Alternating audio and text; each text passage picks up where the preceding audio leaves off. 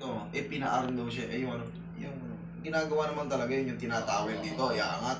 Ginagawa naman talaga yun. Hindi ko din, hindi tayo nakakaintindi, Master. Sa bagay, Kaya akala ko lalong hinila palabas eh. Hindi. Hindi mo mapapalabas doon ng pagano ng gusto. Automatic tutulas yun sa rotator cuff. Papaba. Pero kung yun nga, sinasabi ko, itong humerus na to, bumaba yan, sumisiksik dito sa kilikili. Pero ito naman, frozen shoulder lang to. Ang pinakamahirap lang naman ng frozen shoulder, yung nakapakat, katulad nito. Ang ibig sabihin to, nakabaon. May sugat yung rotator cuff mo. May sugat yan, saka yung cartilage ng humerus mo, sira na yan. Ito rin pala parehas lang eh. Oo. Kaliwat kanan. Diabetic ba kayo? Hindi.